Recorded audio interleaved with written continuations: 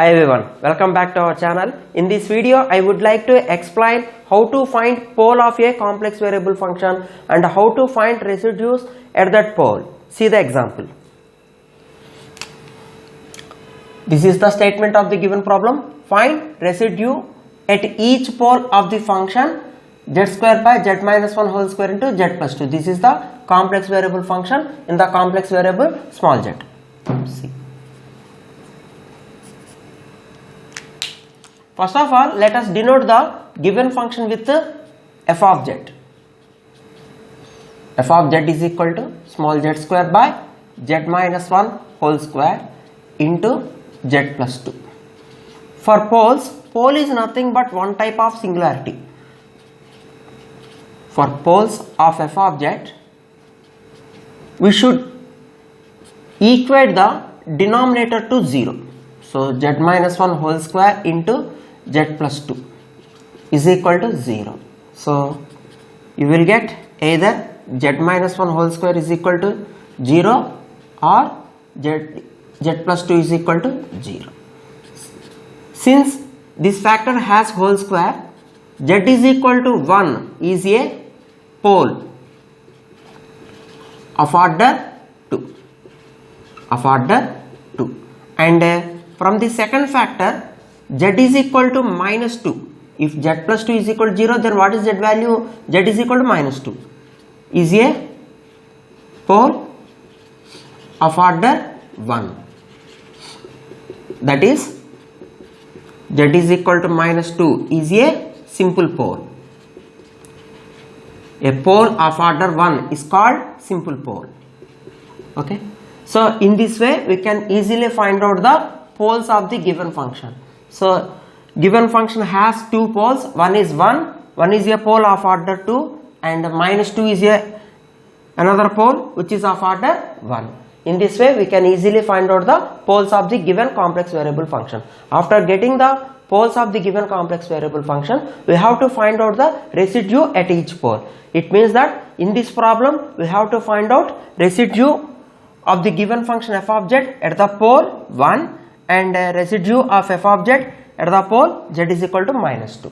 Okay, see. Already we know that if z is equal to a, is a pole of f of z of order m, then residue of f of z at z is equal to a is represented by this symbol, which is defined by 1 by m minus 1 factorial into limit z tends to a, m minus 1th derivative with respect to z of the function z minus a whole power m into f of z. By using this formula, we can easily find out the residue at the given pole. Okay, see, first one, we are going to find out the residue of the given function f of z at the first pole 1.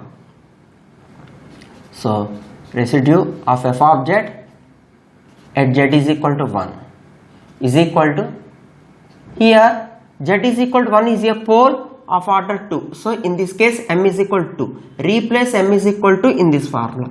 So you will get 1 by 2 minus 1, which is 1 factorial into limit z tends to 1 because point is 1. First derivative, by replacing m is equal to 1 in this formula, you will get d by dz only of z minus a. What is a value? 1. So z minus 1 whole square into f of z. What is f of z? F of z is nothing but given function, which is z square by z minus 1 whole square into z plus 2. So here z minus 1 whole square, z minus 1 whole square getting cancelled. So 1 by 1 factorial is 1. So we have only limit z tends to 1 and take the derivative for remaining term z square by z plus 2 by using division rule. What is the division rule? Derivative of u by v is equal to denominator whole square u dash v minus u v dash. Okay, according to this formula, we are taking the derivative for this one now. Open your bracket. Denominator whole square, this is u and this is v. So denominator whole square, and derivative for the numerator, which is 2z, into v is the similar term, z plus 2 minus, now u is the similar term, write the derivative for z plus 2 with respect to z, which is 1. Now whenever we have z, replace it by 1, okay, because we have to find out the limit as z tends to 1 of this function. So 2 times of 1, 2, 1 plus 2, 3. 2 times of 3 is 6 minus 1 by 1 plus 2, 3 square. Anyway, 6 minus 1 is 5 over 9. This is the residue of the function f of z at the first pole 1. Okay. See the second one.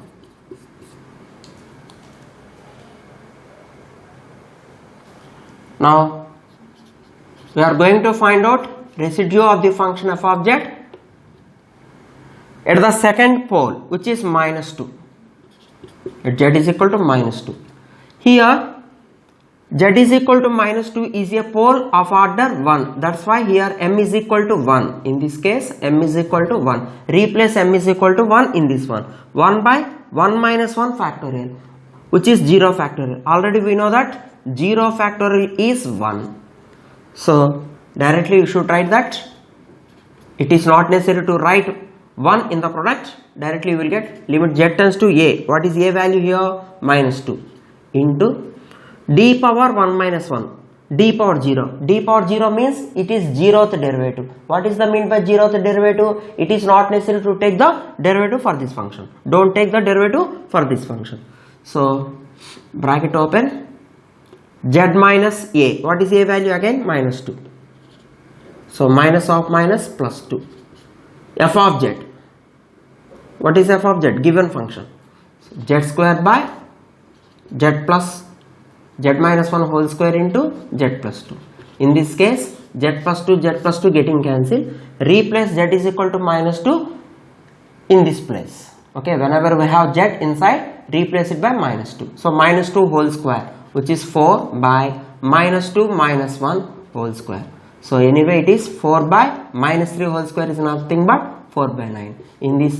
In this way we can easily find out the poles and residue at each pole of the given complex variable function. See the next example. This is the next example.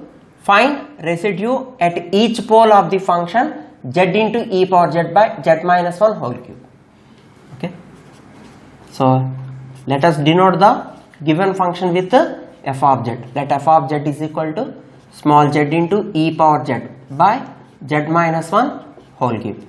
First of all, we have to find out the poles of this function. For the poles of any given function, we should equate the denominator to 0. For poles, take denominator, which is z minus 1 whole cube is equal to 0. So that implies z is equal to 1. Okay, this factor repeats 3 times. That's why z is equal to 1 is a pole of order. In general, order is represented by small m, is equal to 3. Now it is enough to calculate the residue at the pole z is equal to minus 1, which is of order 3. Write the formula for finding residue. We know that if z is equal to a is a pole of order m for the function f of z, then the formula for residue of f of z, this is the symbol for residue at the point z is equal to a, is equal to 1 by m minus 1 factorial into limit z tends to a, m minus 1th derivative. Please remember this formula of z minus a whole power m into f of z.